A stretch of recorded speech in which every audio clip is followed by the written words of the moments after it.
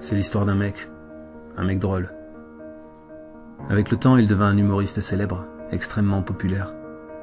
Il donnait plus que des spectacles, il défendait une cause, un idéal. La paix, l'évasion par l'humour, et surtout il prônait l'égalité des peuples. L'égalité des peuples. Tout le monde passait sous les foudres de sa plume, toutes les communautés, tous les peuples, toutes les religions.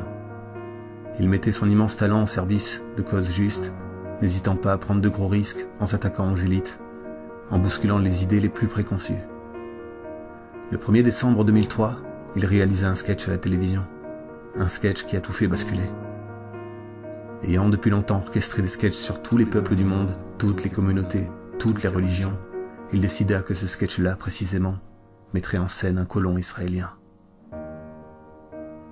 Les années qui suivirent furent difficiles pour l'artiste, car suite à ce sketch, il fut boycotté par les mass médias, dénigré, diabolisé et systématiquement injurié, traité d'antisémite.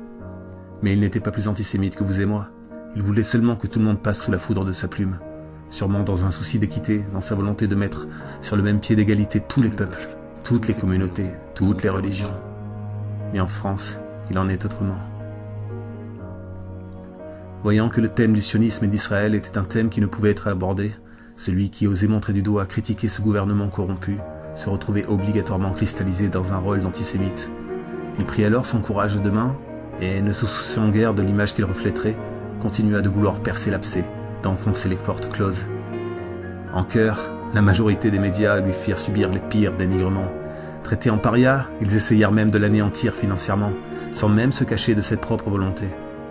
Pendant un long moment, ne bénéficiant plus d'une tribune dans les médias, ne bénéficiant plus de promotion pour ses spectacles, cet artiste se retrouva à jouer dans un bus. Oui, dans un bus. On est en France. Puis le temps passa, et Internet permit à cet artiste de s'exprimer librement, sans devoir passer par les réseaux propres et bien pensants des grandes chaînes de télévision. Et là, le peuple découvrit un homme libre, courageux, déterminé. Oui, toujours déterminé à vouloir mettre sur le même pied d'égalité tous les peuples, toutes les communautés, toutes les religions. Il redevenait populaire, et les élites recommencèrent alors leur grande campagne de dénigrement à son encontre, surinterprétant chacune de ses mimiques, surinterprétant son geste fétiche de la quenelle, faisant croire qu'il s'agissait d'un salut nazi, alors que ce geste n'est depuis toujours rien de plus qu'un gros fuck dans le cul des institutions. Et cet humoriste riait de tout cela, et il continuait de réaliser des sketchs sur tous les peuples, toutes les communautés, toutes les religions. Les Arabes, les Asiatiques, les Blancs, les Noirs, les Juifs, et il remplissait les salles, les zéniths. Il devint le plus gros vendeur de billets de spectacle de France, et le dernier humoriste français réellement subversif. Lorsqu'on regardait de près qui représentait son public, on retrouvait tous les peuples, toutes les communautés, toutes les religions. Des Arabes, des Asiatiques, des Blancs, des Noirs, des Juifs, il faisait rire. Oui, il fait tellement rire. Qui sont les racistes?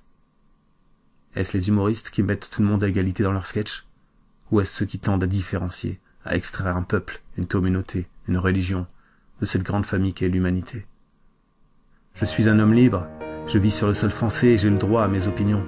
Et ce dont je suis sûr, c'est que cet humoriste n'est pas raciste le moins du monde. Il combat le racisme. Cet humoriste, c'est Dieudonné.